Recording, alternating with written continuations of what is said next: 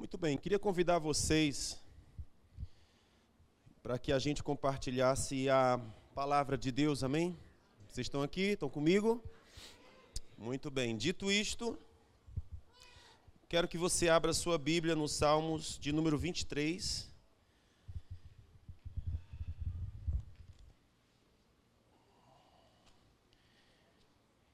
E vamos ler esse salmo.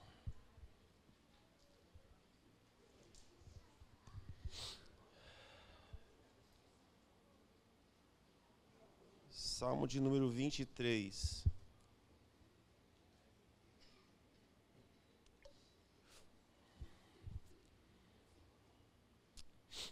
Podemos ler? Salmos de número 23. O Senhor é o meu pastor. E agora? Olha, muito bem. Vou dizer de novo. O Senhor é meu pastor. Muito bem. Deitar-me faz em verdes pastos e guia-me mansamente a águas tranquilas. Refrigera a minha alma, guia-me nas veredas da justiça, por amor do seu nome. Ainda que eu ande pelo vale da sombra da morte, não temerei mal algum, porque tu estás comigo. A tua vara e o teu cajado me consolam. Preparas uma mesa perante mim, na presença dos meus inimigos. Unges com óleo a minha cabeça, e o meu cálice transborda. Certamente que a bondade e a misericórdia me seguirão todos os dias da minha vida, e habitarei na casa do Senhor por longos dias. Digam amém? Amém. Glória a Deus. Quem sabe o Salmo 23 decorado, levante a mão. A última vez eu estive lá em Beberibe e eu fiz uma pergunta dessa. As crianças se levantaram e responderam. E os adultos, não. Eu digo, nossa, tá vendo? A escolinha tá sendo boa. Então, eu acho que ou eu não estou sendo bom professor, ou os irmãos estão sendo preguiçosos. Qual das duas alternativas é a verdadeira?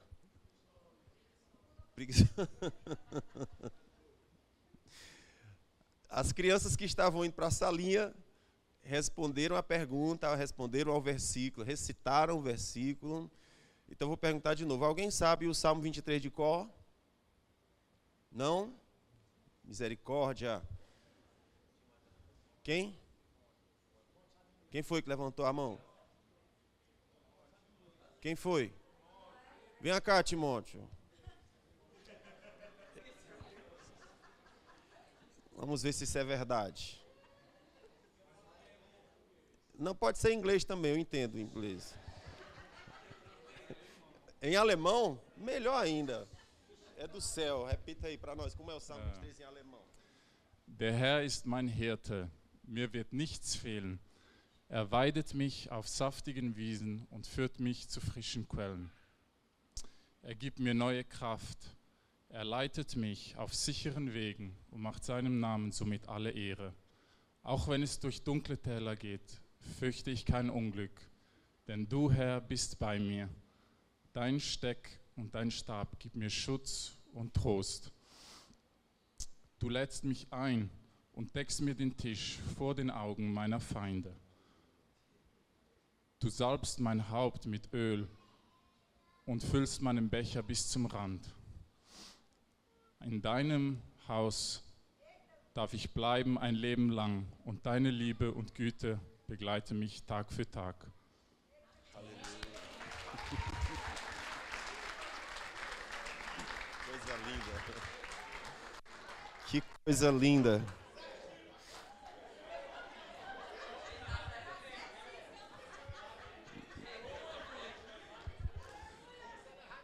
Não errou nenhuma vírgula. Isso é que é perfeição. Mas lindo, né não? Lindo, lindo, lindo, lindo. Não foi a respiração? Até na respiração foi perfeito, exato. As pausas, tudo. Lindo, né? Em todas as línguas confessam o nome do Senhor. Que coisa bela. Mas eu quero advertir os meus irmãos que vocês precisam decorar porções importantes da Bíblia. Amém, gente? A palavra de Deus é aquela que você carrega no coração.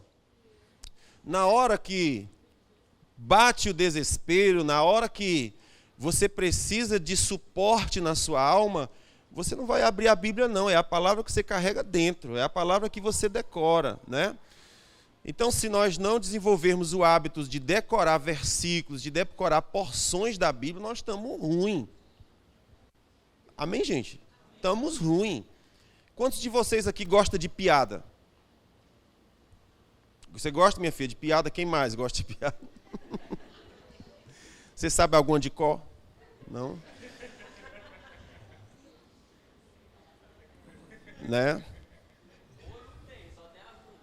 Oi. Não, mas tu tá falando de tu, né? Mas tu tá falando de tu? Sim. Então, mas o que eu quero dizer? Que às vezes decorar uma piada, a gente consegue, é fácil, né? Mas por que o mesmo empenho não é feito para decorar a Bíblia, para decorar porções das Escrituras, né? Então veja, esse Salmo 23, isso aqui é terapêutico. Eu, quando era bem adolescente, eu conheci um livro de um psicólogo cristão que ele usava a Bíblia como remédio. Então, ele dizia, se você vai tomar 3 medicamentos por dia, ele dizia, 6 da manhã, Salmo 23. Que hora agora? 14 horas, Salmo 23. 22 horas, Salmo 23. Qual remédio você está tomando? Salmo 23.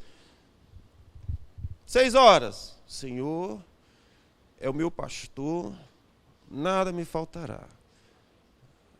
Medita nisso que tu está falando, não é só citar as palavras aleatório. O Senhor é meu pastor, nada me faltará.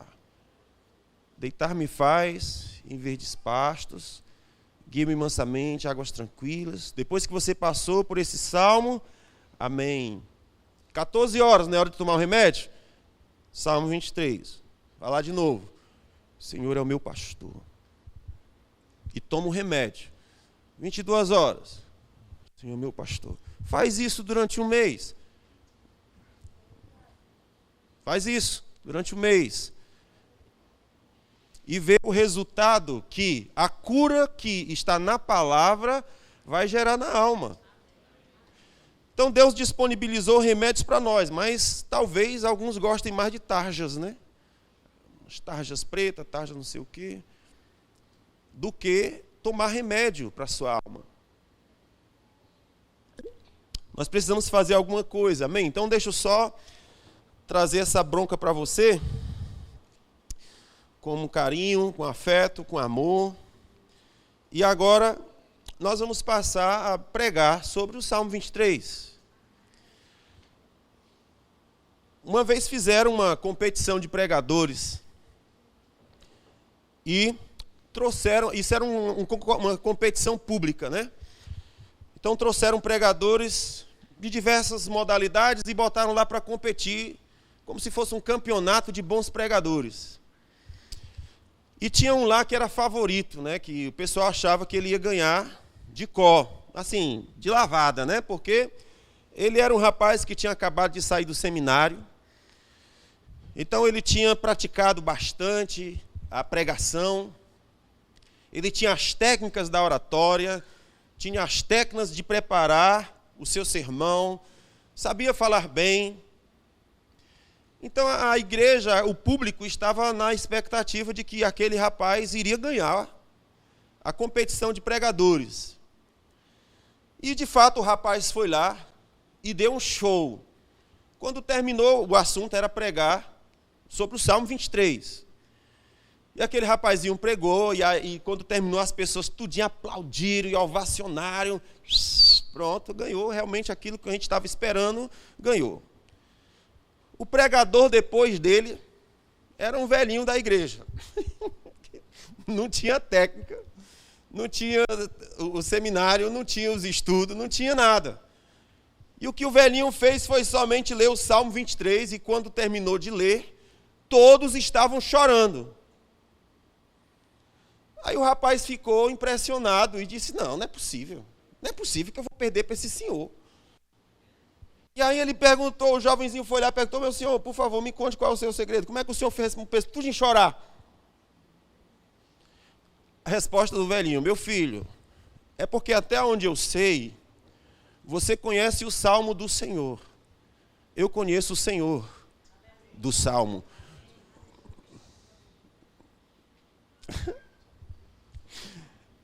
Então nós podemos ficar nessa seleção de pessoas que usam a técnica, mas não conhecem o Senhor do Salmo. O interesse de Deus é que a gente conheça o Senhor de quem o Salmo está falando. Eu já ouvi pelo menos 2 explicações para o significado do primeiro versículo. O Senhor é o meu pastor, nada me faltará, certo? Já ouvi algumas explicações. A primeira explicação, ela foi inusitada. Eu estava numa sala de oração, num evento que estavam fazendo, e eu era um dos responsáveis por aquela sala de oração. E de hora em hora, mais ou menos, a gente recebia pessoas diferentes lá que iam orar junto com a gente. A gente tinha que manter a oração enquanto estivesse acontecendo o evento. Aquela sala de oração estava funcionando, né? E às vezes era o dia inteiro aquela sala de oração. Entrava uma turma, saía outra. Entrava uma, saía outra. E aí eu me lembro que eu estava calado, né? Lugar diferente, eu não tinha muita intimidade. E eu fiquei só observando, só orando, fazendo minha parte ali, sem me intrometer muito. Mas teve uma situação de uma senhora que entrou que eu fiquei com tanta raiva misturada com misericórdia que eu não consegui ficar calado. Enquanto aquela mulherzinha falava, ela disse assim, porque, irmãos, é como está escrito, o Senhor é meu pastor, nada me faltará. Nada me faltará, não faltará angústia, não faltará tribulação, não faltará sofrimento, não faltará perseguição, não faltará açoite, porque Jesus disse, no mundo tereis aflições.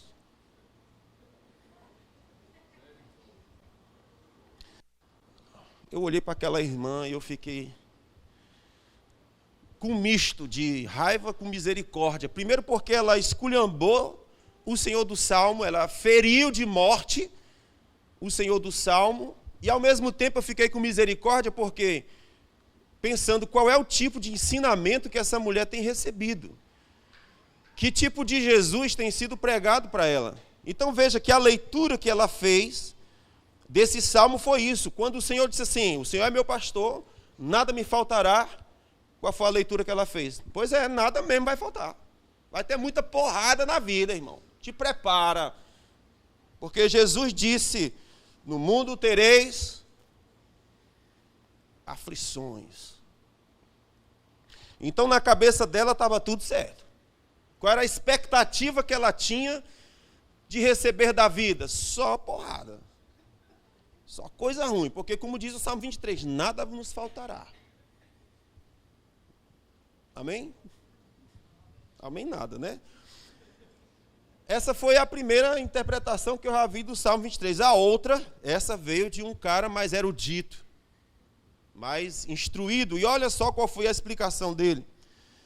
O Senhor é meu pastor, nada me faltará. O que é que significa? Significa que não nos faltará o Senhor. Pode nos faltar tudo, menos o Senhor. Segundo ele, analisando os textos no hebraico, nos originais gregos, a conclusão que se pode ter é que, segundo o Salmo 23, nada não vai nos faltar, significa que não nos faltará o Senhor. Nós teremos o Senhor, embora nos falte tudo. E aí, o que vocês acham dessa? Vocês ficaram balançados, eu entendi que ficaram. Eu acho que é por aí mesmo. Eu posso não ter nada, mas se eu tenho o Senhor, está tudo certo. E aí eu quero te mostrar uma coisa. Você sabe por quê que eles chegam nessa interpretação? É porque eles fazem a seguinte leitura. O Salmo 23 diz que o Senhor é o meu pastor e que nada vai nos faltar. Mas quando eu olho para a minha casa, está faltando. Logo, qual é a conclusão? O Senhor não é o meu pastor.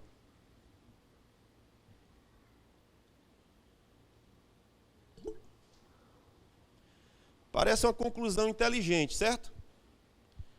Porque pelo Salmo, se o Senhor é o meu pastor, nada deveria faltar. Mas está faltando. Então qual é a conclusão? Ou o Senhor não é o meu pastor, ou então não está se cumprindo o que ele disse que era para cumprir. E agora, como é que eu resolvo esse negócio? Também a interpretação desse erudito é uma porcaria. Embora muito inteligente, porque o fato de dizer que o Senhor não nos faltará, isso é pressuposto do Evangelho. O presente que nós ganhamos ao receber a salvação é o Salvador.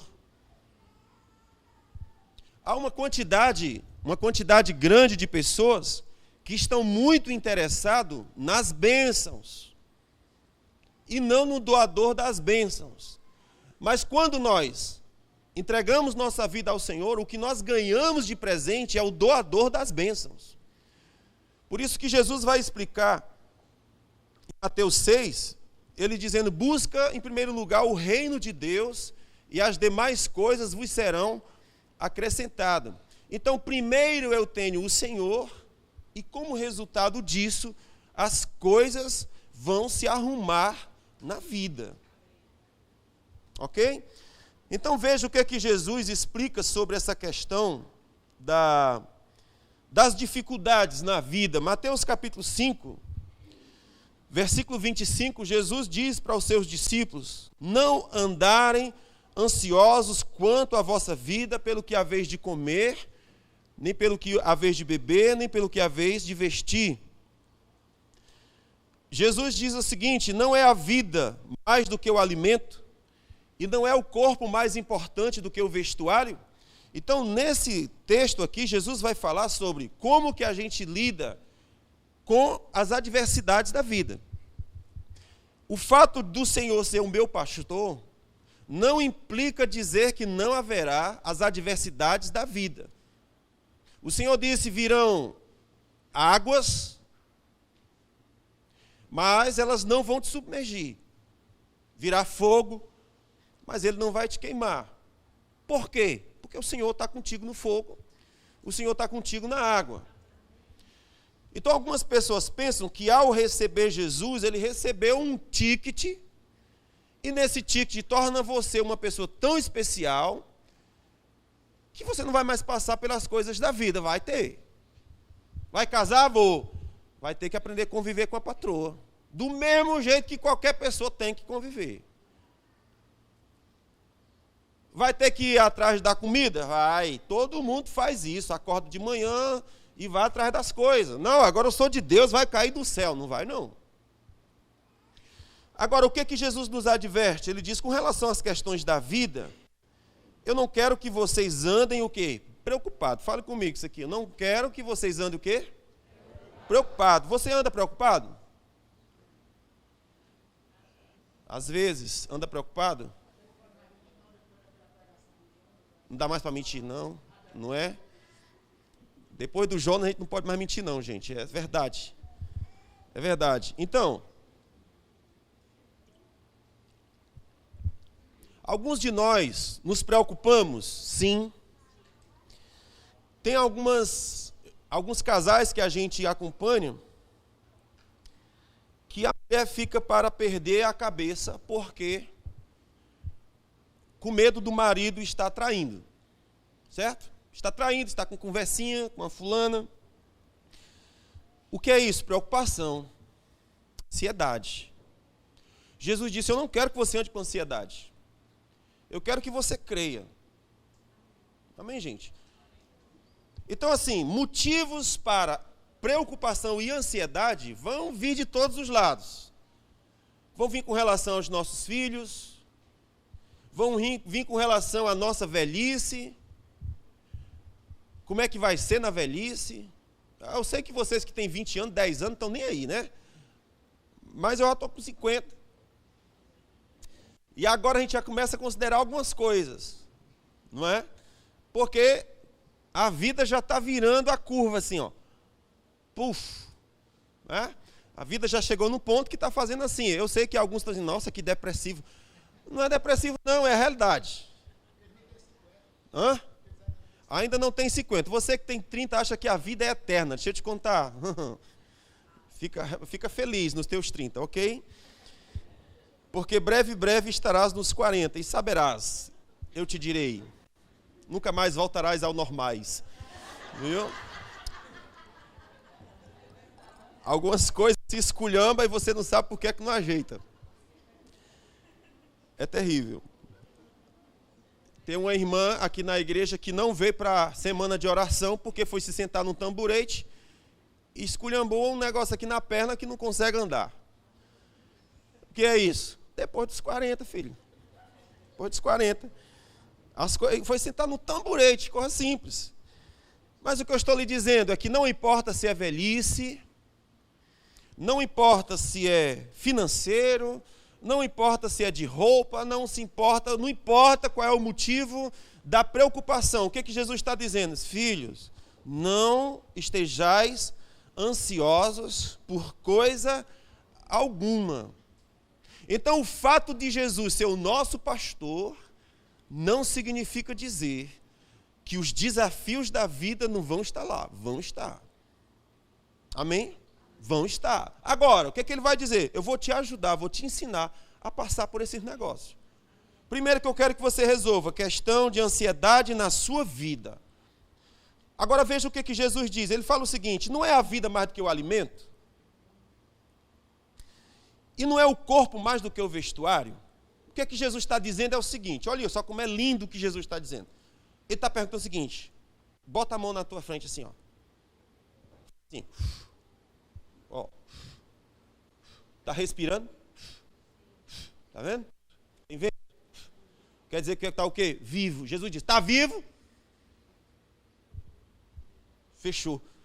É só o que você precisa. Está vivo.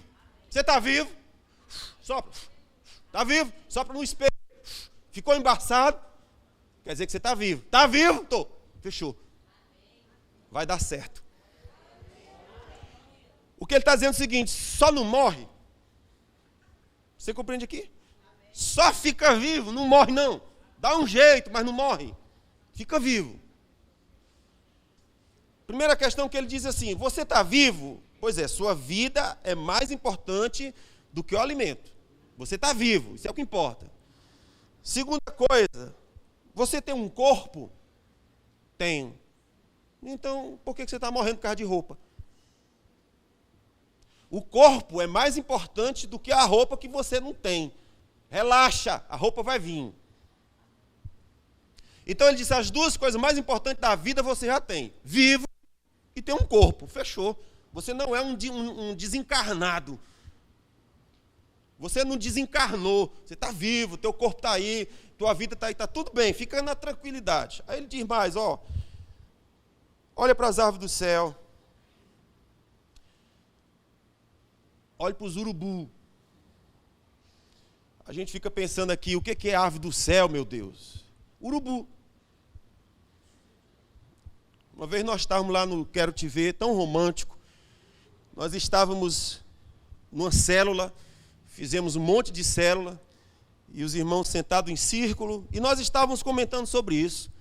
Eu deitei no gramado, quando eu olhei para cima, o que é que tinha? Um monte de urubu. Só que onde? Lá em cima. Eles não estavam baixinhos, estavam muito altos. que acontece com o urubu quando ele está tão alto assim? Ele não bate asas. Você já viu o urubu não bate asas?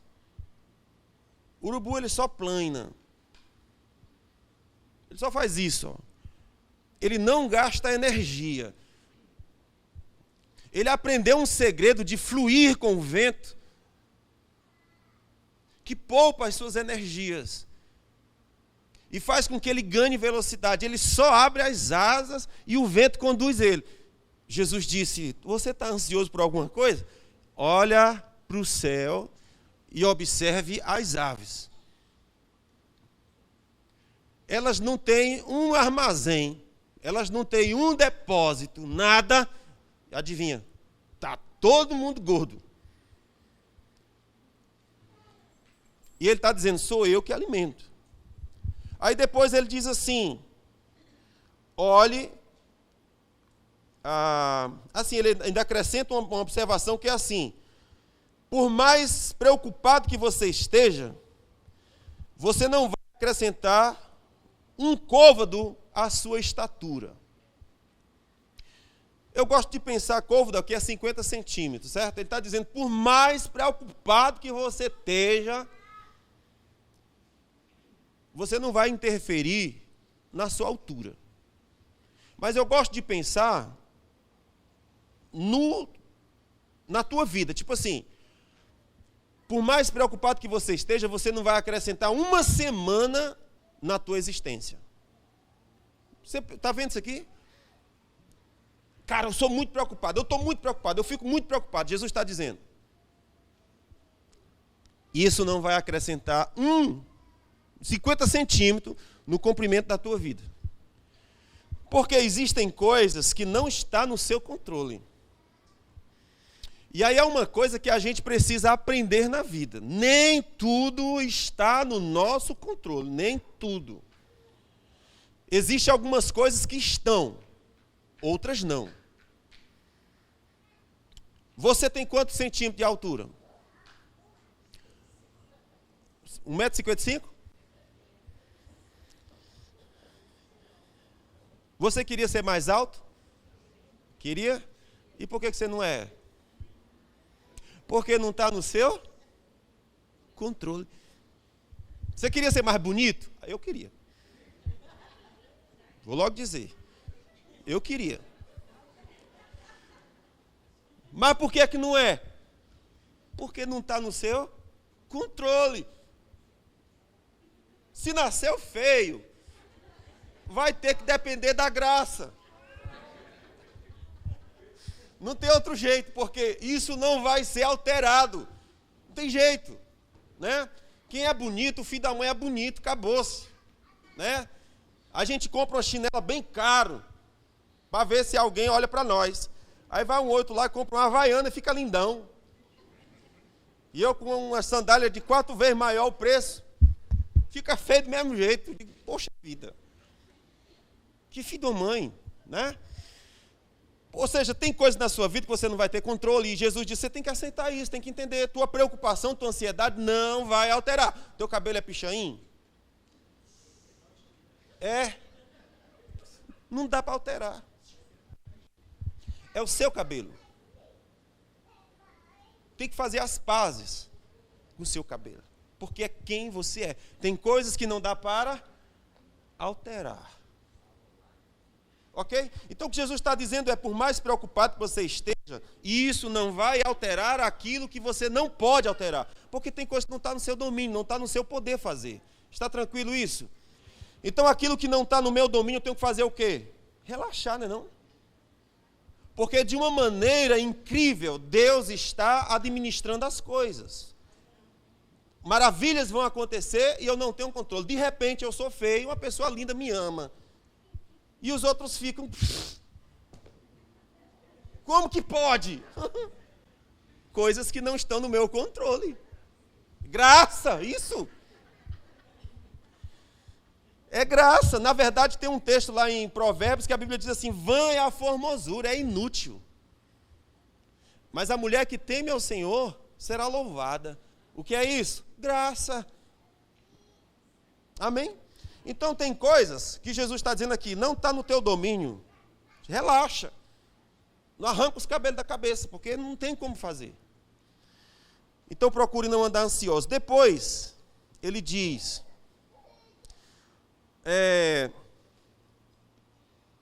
não ande ansioso pelo que haver de vestir, tal. Olhe para os lírios do campo, como crescem, não trabalham nem fiam, contudo, vos digo que nem mesmo Salomão, em toda a sua glória, se vestiu como qualquer deles. Pois se Deus assim veste a erva do campo, que hoje existe, e amanhã é lançada no forno, quanto mais a vós. Aí Jesus acrescenta uma coisa, homens de pouca fé. Primeiro ele mandou a gente olhar as árvores do céu. Depois ele disse, agora eu quero que você olhe as plantas. E aí ele disse, eu quero que você observe um detalhe específico. De manhã, elas estão com a rosa exuberante. À noitinha, pode ser que aquela rosa já tenha murchado. E o que Jesus está dizendo é, eu estou cuidando dessa plantinha, que de manhã está exuberante, e que de noite murchou. Aí ele está dizendo, como é que eu não vou cuidar de tu? Homem e mulher de pouca fé. Ok? Então o que Jesus está dizendo aqui é, não precisa você andar ansioso, você precisa ter fé. Amém? O antídoto para a ansiedade é o quê? Fé. A fé vai mover em quê? Naquilo que eu não tenho domínio. Porque tem coisas que estão no domínio de Deus, não no meu. Eu tenho que respeitar isso. Tem coisas que estão no domínio. E quando está no domínio de Deus, tenho que ter o quê? Fé. Você sabe uma das coisas mais lindas que eu vejo no livro de Jó? É quando ele diz assim, nu saí do ventre da minha mãe e nu tornarei. Olha a convicção desse cara, olha a certeza. Não é assim que acontece, não. Nu, você saiu vestido do bucho da mamãe? Qualquer de vocês? Não. Todo mundo sai o quê? Nu. Mas quando tu saiu, tinha nem que fosse uma fralda para te enrolar. É ou não é? O meu primeiro filho, Levi, eu só fui comprar alguma coisa para ele 5 anos depois. Você acredita nisso? Durante 5 anos, chinelo, sapatinho, roupinha, não comprei nada. Foi suprido, 5 anos. Eu digo para vocês, não estou falando isso para vocês começarem a fazer uma ruma de menino. Mas o que eu digo para vocês? Que quando o neném vem, quando o Senhor traz o menino, já vem pãozinho debaixo do braço. Ele já vem assim, bom dia mamãe, bom dia papai. O que é isso aí meu filho debaixo do seu braço? Foi Deus que mandou. Como é que está o senhor? Tudo bem? Não se preocupe, hein? Meu pai foi que me mandou. Só cuida de mim. Pronto. Porque o pão já veio. Já veio, está aqui. Estou dizendo para fazer 10 meninos, não é isso que eu estou dizendo. Acho que a gente tem que ser responsável. Mas também a gente precisa tirar umas certas neuras da cabeça. Porque é como se nós tivéssemos controle sobre todas as coisas. Tem coisas que nós não temos controle. E quando não temos, precisamos o quê? Ter fé. Acabou. E com isso nós vamos dar um golpe na preocupação e na ansiedade. E nós vamos aprender a curtir a viagem, em vez de estarmos nos matando, preocupados, perguntando como é que vai ser. O Senhor disse, queridão, você tem quanto? 1,5 metros? É. Você queria ser mais alto? Queria. Pois é, a tua preocupação não vai aumentar teu tamanho, não. Relaxa. Porque o teu tamanho tem a ver comigo. O fato da tua preocupação não vai aumentar de tamanho, não. Acabou, ferrou, é a tua altura. Gostou, não gostou, é problema nosso. Vai ser a tua altura. Então, olha que coisa tremenda. Eu estou cuidando das plantinhas. Salomão, com toda a sua riqueza, não se vestiu como nenhuma delas. E aí eu vou te chamar a atenção aqui. Porque me parece haver uma vestimenta na alma, que é o Senhor que coloca. De modo que Salomão tinha muito dinheiro? Tinha. Vestia roupas lindonas? Sim. A rainha de Sabá ficou besta. quando olhou como era que os empregados vestiam, não era nem Salomão, eram os empregados. Mas o que o Senhor está dizendo é que a plantinha que ele cuida, nem mesmo Salomão, com todo o seu dinheiro, conseguiu se vestir. Porque eu que visto. Então você vai perceber pessoas que elas estão vestidas tão simples, mas são tão belas, são tão atraentes, são tão lindas. E por que são? Porque não é a vestimenta do corpo, é a vestimenta da alma. E quem pôs isso? Deus pôs. Há um tipo de cobertura, há um tipo de revestimento, há um tipo de beleza divina que é possível ser vista ali. E é aquilo que encanta, é aquilo que agrada. Enquanto tem outras pessoas matando e morrendo para comprar o último sapato da moda. Compra para agradar pessoas que não estão nem aí para ela. Então o Senhor disse, olha para cá, eu quero vestir você. E eu vou vestir você melhor do que Salomão conseguiu vestir. Eu vou vestir você. Isso é maravilhoso. Se eu visto as ervas do campo, que hoje existe, amanhã lançado fora, quanto mais vocês, homens de pequena fé. A pergunta é, nós vamos ser tratados por Deus como pessoas ansiosas e como pessoas de pequena fé? Vocês concordam que nós precisamos tomar alguma posição sobre isso? Vocês concordam ou discordam? A ansiedade que você tem, a preocupação que você tem, melhorou alguma coisa? Resolveu algum problema? Acabou com você, não foi não? Então veja que de alguma forma nós temos que aprender a andar por fé e saber que vai dar certo. O Senhor disse, só fique vivo. Faça besteira com você, nem se desespere. Fique vivo. Porque a vida é mais importante que a comida. Você tem um corpo? Tem, vai vir comida. Tem um corpo? Tem, vai vir roupa. Tem boca? Tem, vai ter dente. Você já viu que criança nasce sem dente? Já viu? Você passa um tempo sem ver ela, aí quando vê que ela dá um sorriso, você diz, meu Deus, o que foi que houve? Ontem não tinha nenhum dente aí, agora tem uma dentadura enorme. Não tinha dente, mas tinha boca. Se tem boca, quem fez a boca vai dar o quê? O dente. Tem corpo? Tem. Quem der o corpo? Ele vai ter roupa. Tem corpo? Tem. Vai ter comida. Ele disse, não fique preocupado. Não seja homem de pequena fé. Portanto, não vos inquieteis, dizendo, que havemos de comer, que havemos de beber, que havemos de vestir, porque todas estas coisas, os gentios, é que se preocupam. Porque o vosso Pai Celestial sabe de tudo que vocês têm necessidade. O que Deus está dizendo aqui é, que grupo você pertence? Você pertence ao grupo dos que não têm Deus, não são aliançados com Deus, ou você pertence ao grupo que tem aliança com Deus? Porque se você tem aliança com Deus, ele disse, o Senhor é o teu Pai. O ímpio não tem pai. Aquele que é separado de Deus não tem pai, mas você que está reconciliado com Deus, ele diz, você tem um pai. Glória a Deus. O que será que significa dizer que Deus é nosso pai? Olha aqui, nós já estamos voltando agora para o Salmo 23. O que é que significa dizer, o Senhor é o meu pastor, de nada tenho falta? Será que significa o que aquele doido estava dizendo? Não. Dizer que o Senhor é o meu pastor tem um profundo significado, eu vou já te mostrar isso aqui. Então, por hora, veja que o Senhor está dizendo, você não precisa andar preocupado, porque eu sou o seu pai.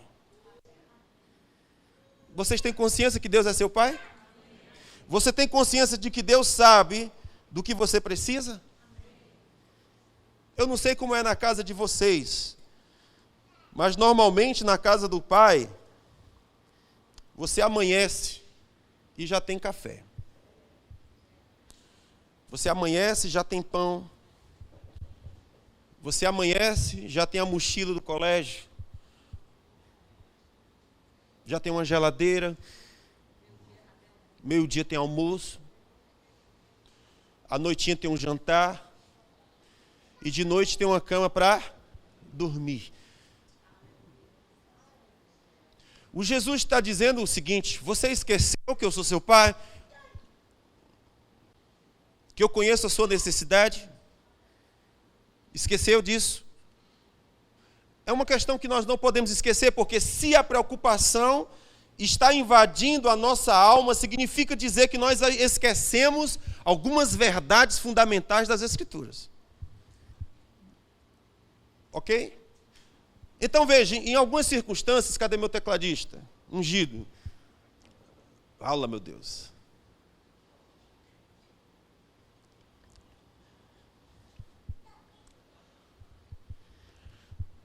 Glória. Onde é que eu estava? Eu estava dizendo o quê? Hã? Não entendi, Valdo. Sim. Muito bem. Então está assim, nós não podemos esquecer algumas verdades cristãs, não é? E quando a preocupação e a ansiedade e a falta de fé chega, nós estamos esquecendo de algumas questões da fé fundamentais. Primeira, Deus é seu Pai. Se a preocupação chegou, se a ansiedade chegou, se a falta de fé chegou, eu esqueci desse princípio. Deus é meu Pai, Ele conhece as minhas necessidades, eu preciso andar descansado. Cabeça aliviada, vai dar certo. Como? Eu não sei. Porque isso não está onde? No meu controle. Há coisas que fogem ao meu controle.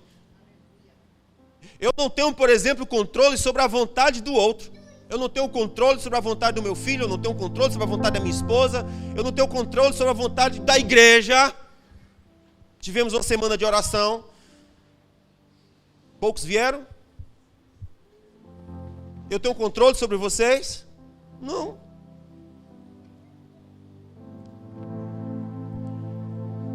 Então eu tenho que exercer fé naquilo que eu não tenho controle. Então veja o que o Senhor está falando. Vós tendes Pai, vocês não são como os ímpios. Agora, eu gosto mais desse texto que diz assim: não vos inquieteis pelo dia de amanhã, porque o dia de amanhã cuidará de si mesmo. Opa! Olha que preciosidade. Não se preocupe, por quê? Porque o dia de amanhã cuidará dele. O que é que significa dizer? Que o dia de amanhã, coisas serão resolvidas amanhã.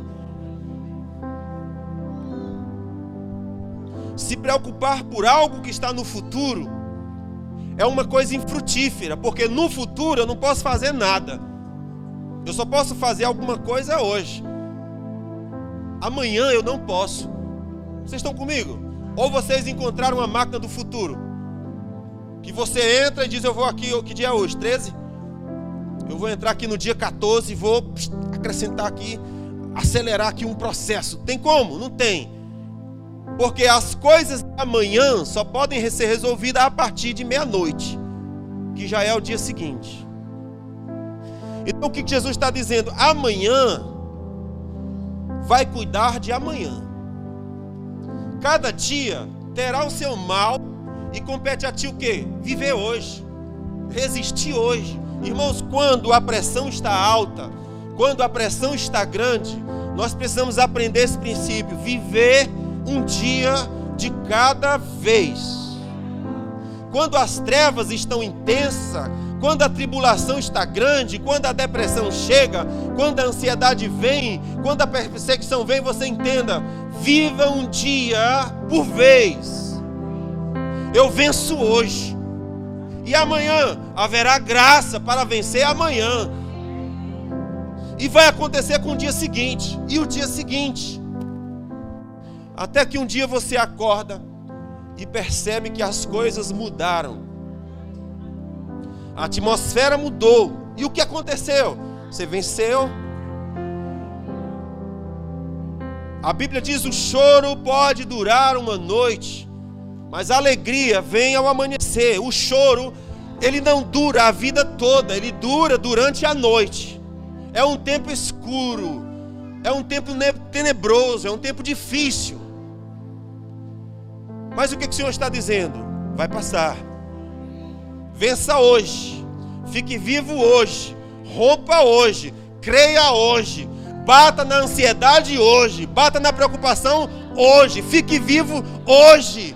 Levante-se em fé hoje. Declare: Deus é meu Pai hoje. Ele conhece minhas necessidades hoje. Milagre está sendo projetado por Deus hoje. Solução está sendo programada hoje.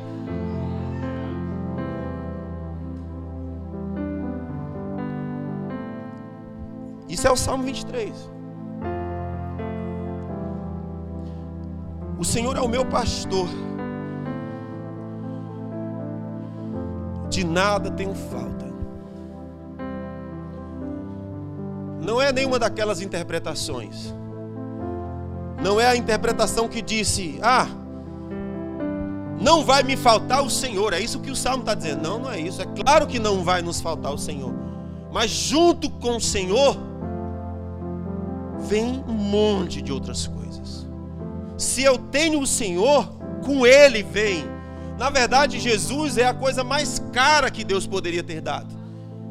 O apóstolo Paulo diz que Deus não nos negou Jesus. Como não nos dará com Ele todas as coisas?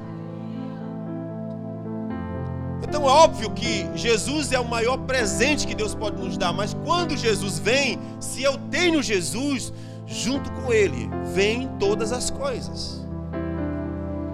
Você está crendo que Deus vai revolucionar a sua história?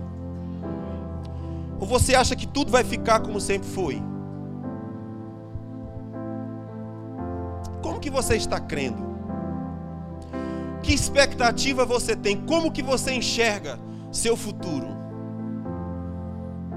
Não tem expectativa? Não tem futuro?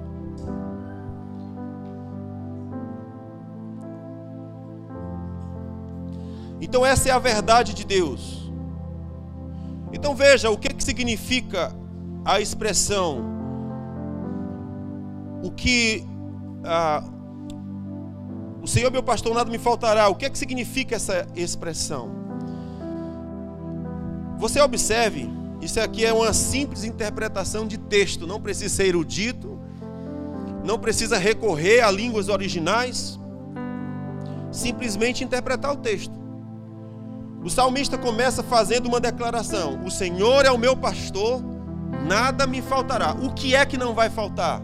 Ele diz: não vai me faltar o Senhor como meu pastor. Ele é a doação primeira.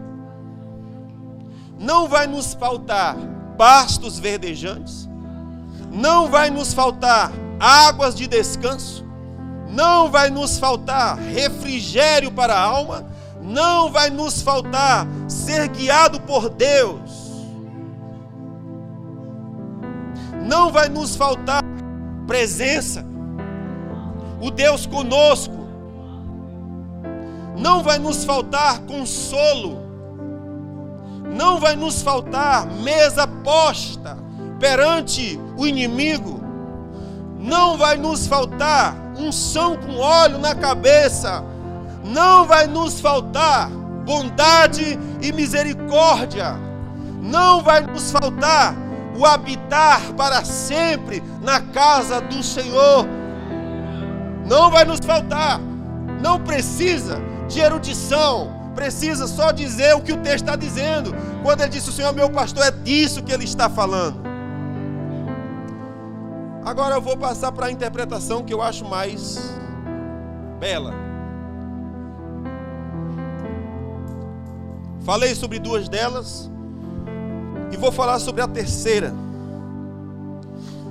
Qual é a grande revelação? Sobre o Salmo 23. É simples. A grande revelação do Salmo 23 é que ele vem depois do 22. Glória! Aleluia! É óbvio que eu não vou poder pregar o Salmo 23 hoje. Eu estou só aqui na introdução.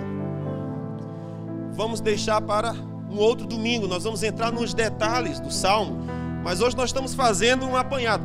Então veja, a maior revelação do Salmo 23 é que ele vem depois do 22.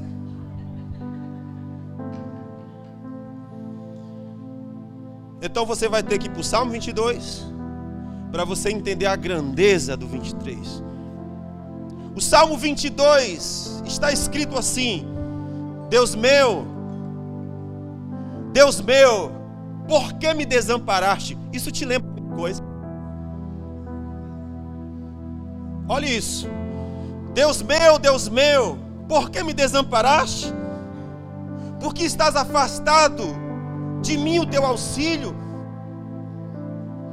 Por que palavras de bramido? Deus meu, eu clamo de dia, porém tu não me ouves.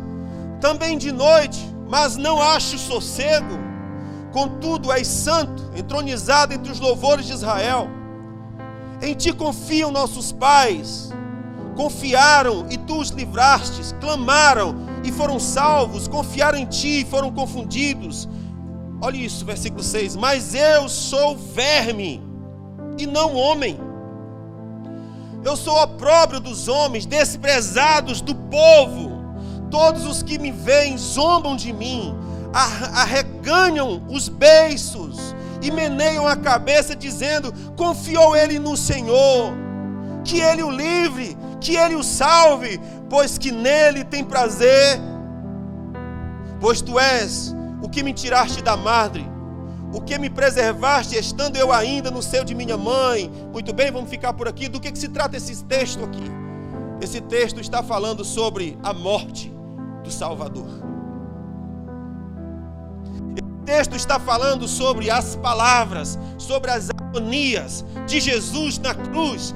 Deus meu, por que me desamparaste? Deus meu, eu sou um verme, eu não sou homem, eu sou um opróbrio. Algumas pessoas pegam esse versículo e dizem: sim, eu sou um verme. Eles não entendem que esse texto está falando sobre Jesus sendo ferido, sobre Jesus sendo depositado nele o pecado de todos. Você não é Jesus, lindão. O verme aqui é Jesus. Aquele que é desprezado, aquele que é ferido, aquele que é pisado, cuspido, esbofeteado, ele. Por que o Salmo 23 é tão tremendo? Porque primeiro Deus resolve o problema do meu pecado, para depois se apresentar como o meu supremo pastor, para depois falar a mim sobre verdes pastos, sobre águas de refrigério, sobre ser guiado no caminho da justiça, sobre não temer quando estiver diante da morte, quando estiver cercado de trevas, porque ele venceu. Salmo 23 vem depois do 22, é a maior revelação. O que Jesus conquistou na cruz é a revelação. Vem no Salmo 23. Aquilo que Jesus conquistou na cruz. Jesus disse em João 12, versículo 31: agora é o juízo deste mundo, agora será expulso o príncipe deste mundo, e eu, quando for levantado da terra, todos atrairei a mim. O que Jesus está falando é sobre a destruição do domínio e do poderio de Satanás. Ele está dizendo: na minha morte haverá um juízo nesse mundo e será expulso Satanás. Jesus está preparando o terreno para chegar o Salmo 23. Deus está preparando o solo para derramar o Salmo 23. Deus está resolvendo o clamor da sua justiça para derramar o seu amparo. Deus, a maior revelação é essa. O Salmo 23 vem depois do 22, não antes. Primeiro Jesus resolve o problema do domínio do diabo, e depois ele derrama tudo aquilo que ele tem projetado no seu coração. Ele diz: está vindo juízo sobre esse mundo e vai ser expulso o príncipe deste mundo. E eu, quando for levantado, vou atrair muitos a mim. Ei, geografia foi mudado, história foi mudado, destino foi mudado. Eu atrairei. Não é você, lindão. Não é você que se liberta. Não é você que se cura. É o poder de Deus que salva. Não me envergonho do Evangelho. Ele é o poder de Deus que salva. É Deus que faz. Colossenses, o apóstolo Paulo diz: e havendo riscado o escrito de dívida que havia contra nós, nas suas ordenâncias, o qual nos era contrário, removeu do meio de nós, cravando na cruz. Olha o que Deus fez. Ele riscou o escrito de dívida que havia na nossa conta e cravou aquilo na cruz. Removeu do meio de nós, para que o Salmo 23 viesse. O desamparado de Deus, o verme de Deus, o moído de Deus, o esmagado por Deus, o ferido por Deus, o zombado de Deus precisava vir, porque do contrário não haveria Salmo 23. Meu Deus, essa é a revelação.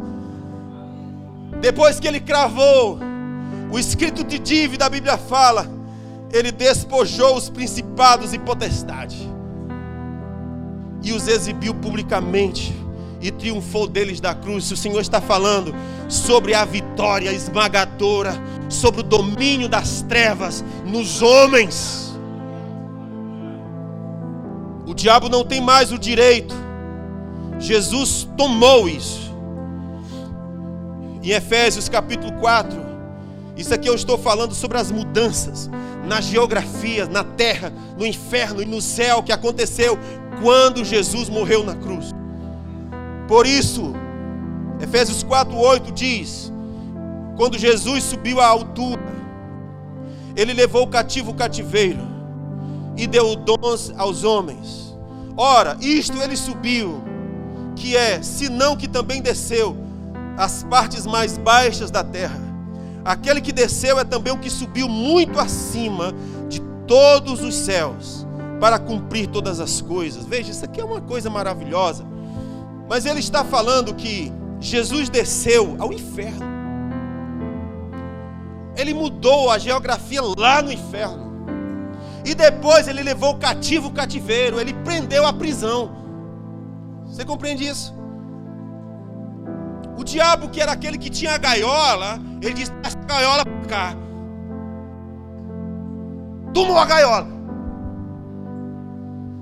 Isso é que é libertação. Isso é que é libertação. Ele levou cativo o cativeiro. O que te prendia, Jesus tomou. Ei, o Salmo 23 é depois do 22. O bom pastor é depois daquilo que Jesus fez. É depois das alterações que ele fez no inferno, na terra e no céu. É depois.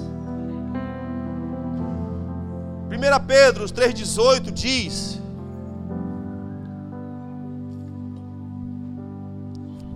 porque também Cristo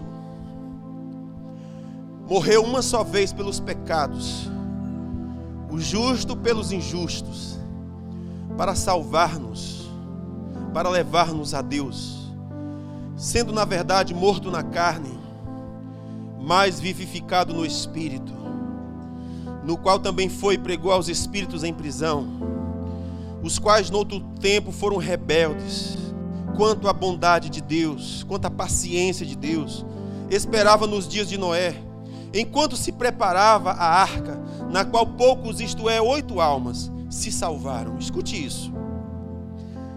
Porque também Cristo morreu uma só vez pelos pecados, o justo pelos injustos, para levar-nos a Deus. Para que Cristo morreu? Para levar-nos a Deus. Ele foi morto na carne, mas ele foi vivificado no Espírito. E quando ele estava no inferno, que é quando ele estava morto, diz que ele foi e pregou aos espíritos em prisão. Eu estou falando que para o Salmo 23 vir, primeiro aconteceu o 22. E no 22, quando ele era o verme de Deus, o ferido de Deus, o desamparado de Deus, era isso que estava acontecendo. Ele foi nas regiões mais profundas e disse: ei, cão, passa essa gaiola para cá. Passa essa gaiola para cá. E levou cativo o cativeiro. Ele foi e pregou aos espíritos em prisão, os quais foram rebeldes no tempo de Noé, não creram na pregação. Veja, essa pregação que Jesus fez lá no inferno não foi pregação para salvar, porque a salvação ela só acontece enquanto a pessoa está viva. Se já estava lá, não tinha mais o que fazer. Mas por que ele pregou? Para dizer a eles: o dia que Noé pregou a justiça de Deus e vocês não creram, veio o dilúvio e só 8 pessoas se salvaram, vocês não quiseram entrar na arca. Pois é, cá estou eu, a arca de Deus. Foi a mim que vocês rejeitaram. Ocorre que a mesma pregação está acontecendo hoje. E eu vou te perguntar: vai acontecer de novo de pessoas morrerem sem Deus, ir para o inferno e chega lá e dizer: por que você não creu? Por que você não entrou? Jesus morreu em vão por você?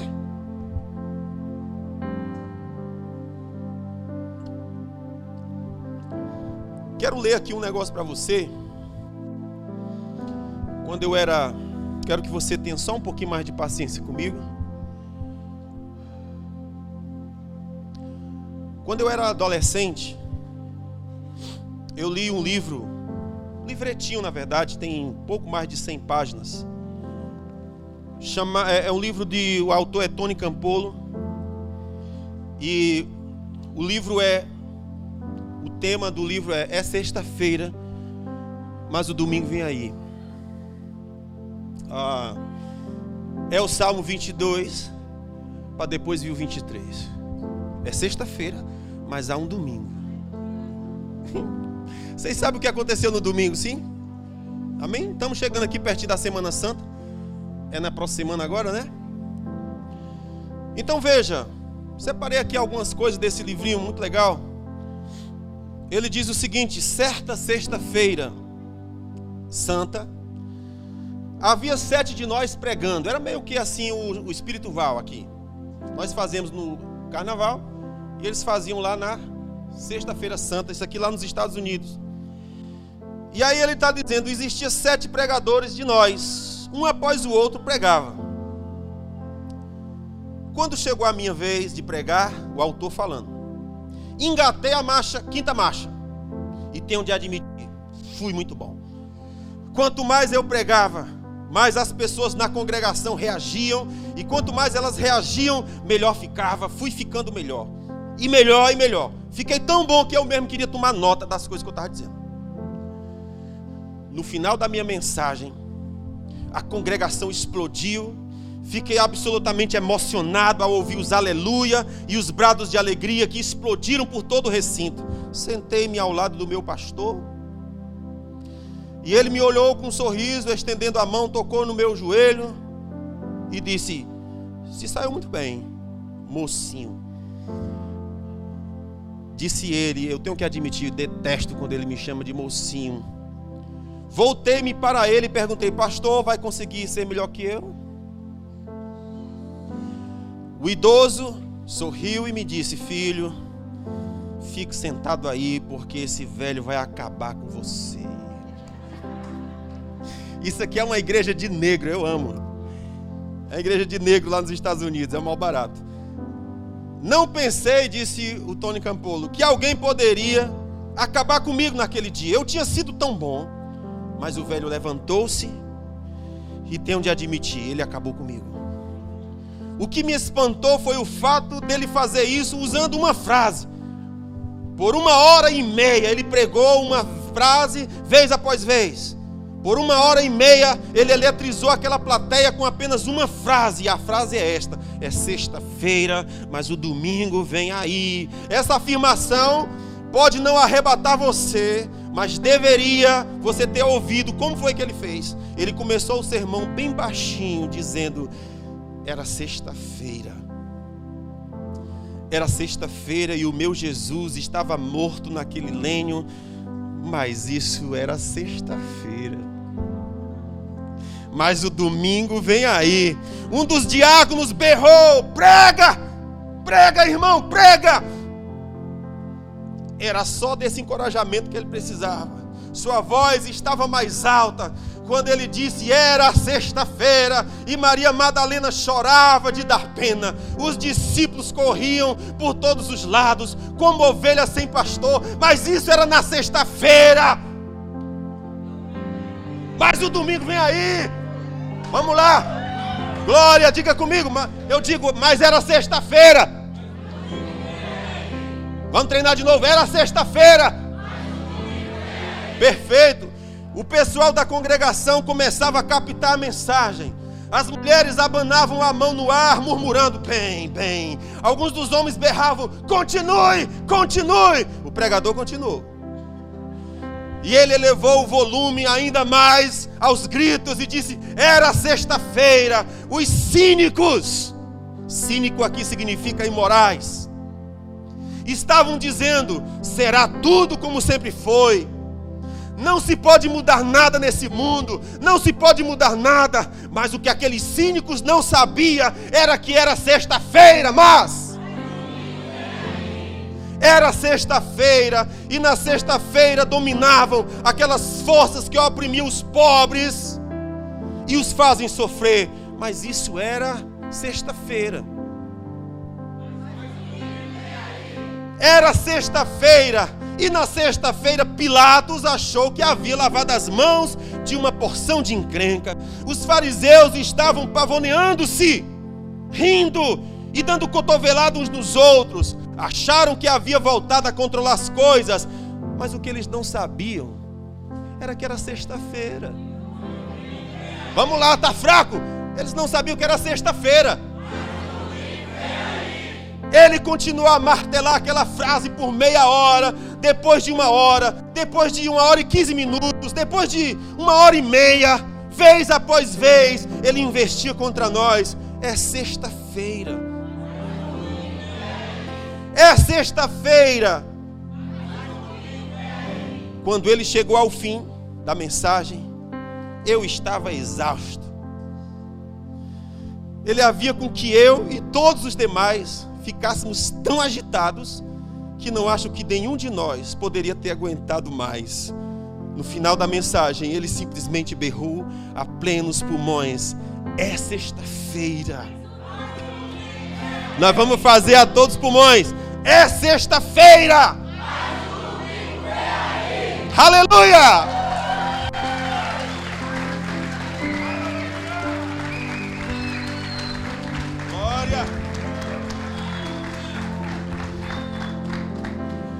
É sexta-feira. Aguenta mais um pouco aqui, agora eu sou aquele pastor. É sexta-feira, Jesus está orando. Pedro está dormindo. Judas está traindo. Mas é sexta-feira. Deixa eu apontar para vocês. É sexta-feira, Pilatos está julgando. O conselho está conspirando, a multidão está difamando, mas eles não sabem que é sexta-feira e que é sexta-feira, e os discípulos estão fugindo como ovelha sem pastor. Maria está chorando, Pedro está negando, mas eles não sabem que é sexta-feira. Aleluia! É sexta-feira. Veja Jesus caminhando para o Calvário, seu sangue pingando, seus pés tropeçando, sobrecarregado em seu espírito. Mas você vê, é só sexta-feira. Por quê? É sexta-feira. O mundo está vencendo, as pessoas estão pecando, o mal está sorrindo. É sexta-feira, os soldados pregam as mãos do meu Salvador na cruz, pregam seus pés na cruz, e então eles o crucificam do lado de um criminoso. Mas é sexta-feira. É sexta-feira. E deixa eu te dizer uma coisa, o domingo está chegando. É sexta-feira, os discípulos estão questionando: o que foi que aconteceu com o meu rei? Os fariseus estão celebrando, o seu plano astuto foi alcançado com sucesso, mas eles não sabem que é sexta-feira. É sexta-feira, Jesus está pendurado na cruz, sentindo-se abandonado por seu pai, deixado sozinho e morrendo. Pode alguém salvá-lo? O que eles não sabem é que é sexta-feira, mas é sexta-feira, a terra treme, o céu escurece, o rei entrega o seu espírito. É sexta-feira, a esperança está perdida, a morte ganhou, o pecado conquistou. É sexta-feira e o diabo está rindo.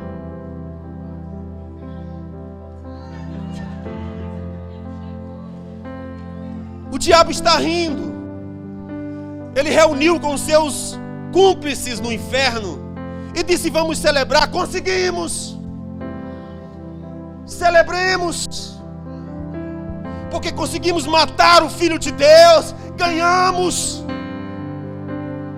Mas o que eles não sabiam é que aquele que está sentado no trono ri. O que eles não sabiam é que o Senhor zombará deles. O que eles não sabiam é que o Senhor os quebrará como uma vara de ferro, que o Senhor os despedaçará como um vaso de oleiro. O que eles não sabiam é que é sexta-feira. Na sexta-feira Jesus é enterrado. Na sexta-feira os soldados montam guarda, colocam uma pedra gigante para fechar o sepulcro. Mas é sexta-feira e o domingo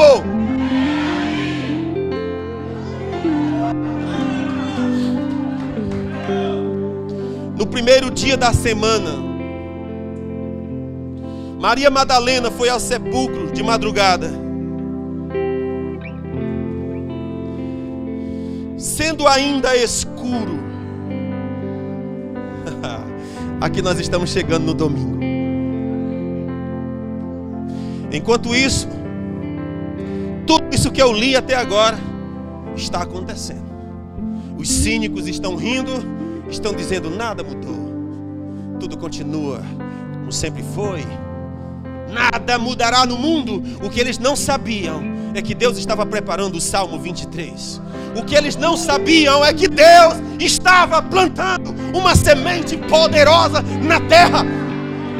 E quando essa semente germinar, produziria uma geração poderosa, uma geração implacável, uma geração dura, feito rocha, firme, segura, como é o bom pastor. Salmo 22 estava sendo escrito. O diabo pensou: venci, deu certo.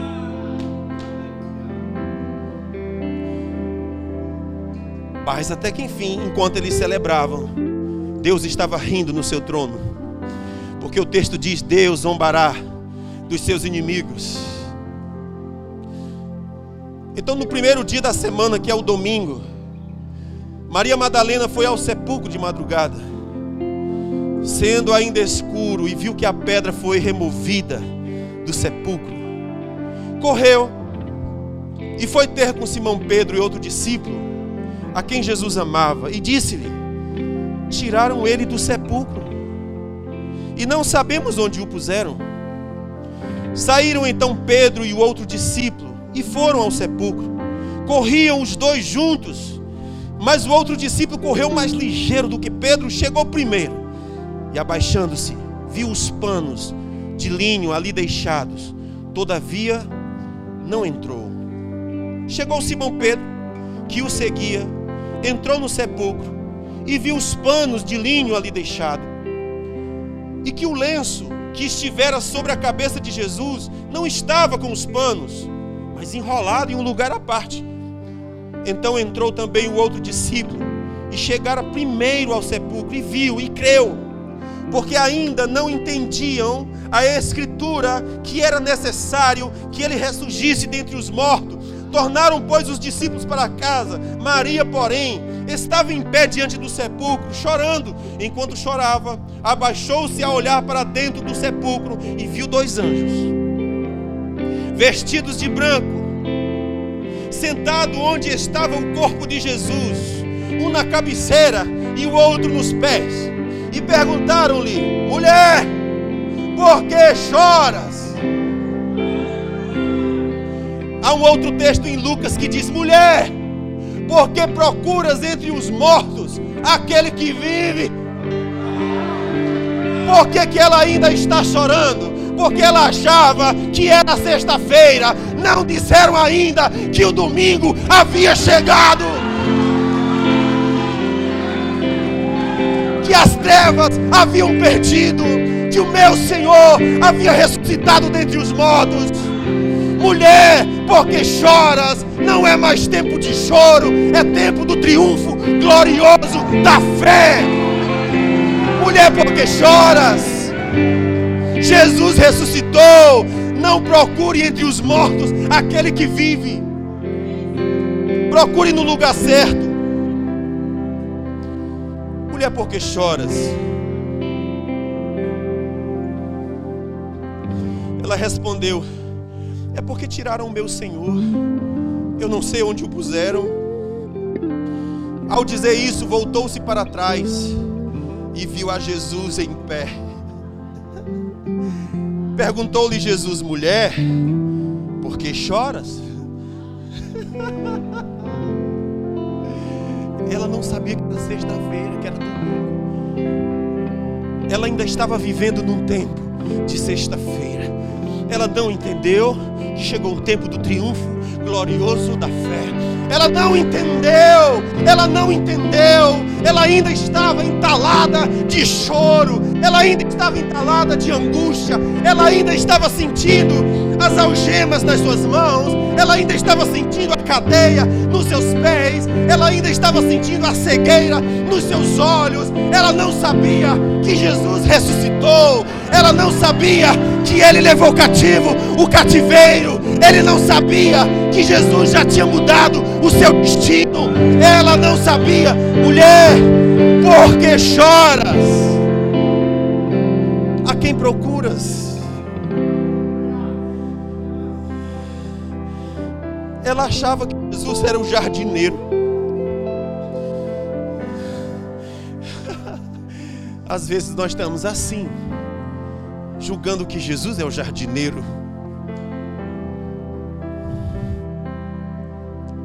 Não o cumprimento da promessa, não aquele que nos daria o Espírito Santo, não aquele que nos apresentaria o Pai, não aquele que nos daria o Espírito Santo.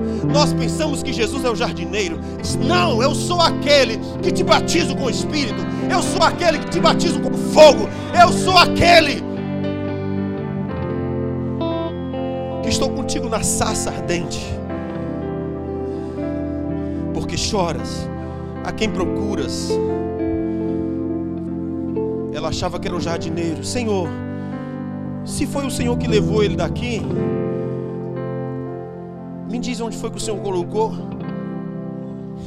Disse-lhe Jesus: Maria. Maria já não é mais mulher. Eu te chamo pelo teu nome. Não é mais Maria, não é mais mulher, é Maria. Agora eu não quero falar com a mulher, eu quero falar com a Maria. Maria! Ah, isso é tão especial. Maria. Você já pensou Jesus chamar você pelo nome? Pelo seu nome. Maria. Ela virando-se, disse ele em hebraico, disse ela em hebraico, Raboni, que quer dizer mestre. Disse-lhe Jesus: deixa de me tocar, porque eu ainda não subi para o Pai. Eu acho que na hora que ela viu que era Jesus, ela disse: ah, não, meu amigo, agora eu vou te tocar, agora eu vou te tocar, agora eu vou te tocar. Quando ela percebeu que era Jesus: agora eu vou te tocar, eu quero te tocar. E Jesus disse: calma, mulher, calma, eu ainda não subi para o meu Pai, mas vai aos meus irmãos e dize-lhes que eu subo para o meu Pai e vosso Pai. Diga a eles: eu estou subindo para o meu Pai e vosso Pai. Meu Deus e vosso Deus. E foi Maria Madalena a anunciar aos discípulos, dizendo: eu vi o Senhor. Ela já entendeu que não é mais sexta-feira. Ela já entendeu que coisas mudaram. Eu vi o Senhor. Ele lhe dissera estas coisas. Chegada, pois, a tarde, naquele dia, o primeiro dia da semana, estando os discípulos reunidos com portas fechadas, por medo dos judeus, chegou Jesus, pôs-se no meio deles e disse: paz seja convosco. Dito isto, mostrou-lhe as mãos e o lado.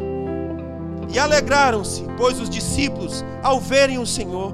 E disse-lhes então Jesus segunda vez: paz seja convosco.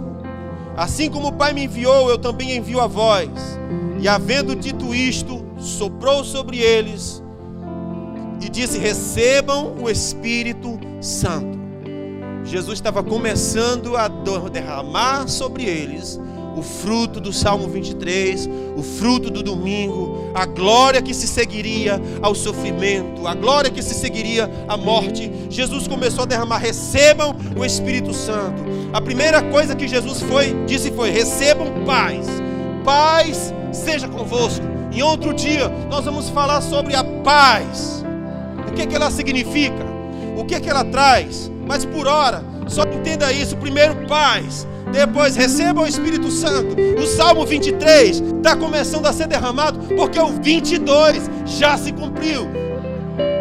Ora, Tomé, um dos 12, chamado Dídimo, estava com eles quando veio Jesus. Não estava com eles quando Jesus veio. Não, vou ler isso aqui de novo. Tomé, um dos 12, chamado Dídimo, não estava com eles quando Jesus veio. Isso aqui é aquele irmão que não vem para a igreja. O Senhor vem, derrama paz, derrama shalom, derrama o Espírito, mas cadê Tomé? Tá não. Aí chegou no dia que ele aparece. Um dia lá ele foi para o culto. Os discípulos disseram: nós vimos o Senhor. Ele, porém, respondeu: se eu não tocar nas suas mãos, se eu não meter o dedo lá onde estavam os cravos, eu não vou crer. 8 dias depois, estavam os discípulos outra vez reunidos, e Tomé com eles.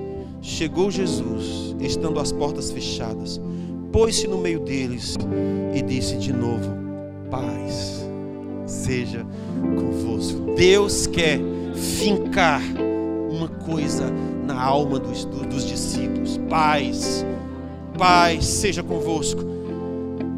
Depois disse a Tomé: vem cá, chega aqui o teu dedo e vê as minhas mãos. Mete a tua mão, o teu dedo aqui nesse buraco da minha mão, e não seja incrédulo, mas crente. Tomé ainda estava na sexta-feira, e Jesus disse: para de ser incrédulo, fica crente. Para desfrutar esse tempo com Deus, precisa ser crente. Disse então Tomé: Senhor meu e Deus meu. Disse-lhe Jesus: por que viste e creste? Bem-aventurados que não viram e creram.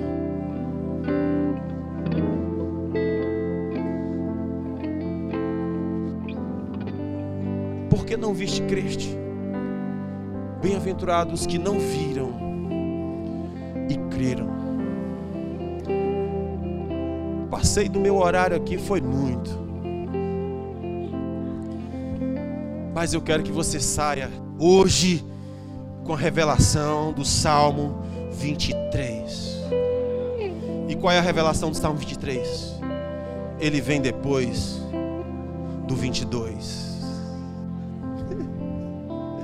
Amém? Qual é a revelação do Salmo 23? Ele vem depois do 22. No 22, Jesus moveu céu, terra e inferno. No 22, Jesus mudou destino. No 22, Jesus levou cativo o cativeiro. No 22, Jesus derrotou o diabo. No 22, Deus libertou os oprimidos. E no 23, Ele disse agora: receba paz. Receba paz. Receba o Espírito. Receba paz. O Senhor deseja que você desfrute o triunfo glorioso dos que creem. A ressurreição de Jesus é a prova máxima do triunfo glorioso da fé. Escute, o salmista Davi diz que o corpo de Jesus não podia experimentar a putrefação. Ele foi morto, mas pelos meus pecados, não pelo dele. Por causa disso, a morte não podia detê-lo no mundo dos mortos. Por causa disso, Deus meteu a sua mão para trazer o seu filho de volta. E a Bíblia diz que ao fazer isso, muitos santos ressuscitaram junto. Só por estar perto da sepultura. Quando Deus meteu a mão, quem estava perto veio. E diz que muitos desses santos foram vistos na cidade. Para onde eles foram? O que aconteceu? Eu não sei. Não sei, que a Bíblia não fala, então não posso dizer. Só posso dizer o que a Bíblia diz. E a Bíblia diz que eles ressuscitaram juntos com Jesus. Eu posso dar alguns palpites, mas eu não quero dar palpite. Não hoje. Por hora eu só quero te dizer que a mão de Deus o arrancou de lá, para que ele vivesse agora o triunfo dos que creem. Tomé, não seja incrédulo, mas crente. Mulher, porque procura entre os mortos aquele que vive. Mulher. E só depois ele diz: Maria. Só depois ele te chama pelo teu nome. Enquanto é sexta-feira, você é mulher. Mas quando é pós-ressurreição, ele te chama pelo nome, porque tu és meu. As coisas mudam, a geografia muda. Vós tendes pai, estou indo para o meu pai e vosso pai, o meu Deus e vosso Deus. Houve grandes mudanças no Salmo 22 para chegar ao Salmo 23. Aleluia. Que Deus abençoe sua vida. Aleluia.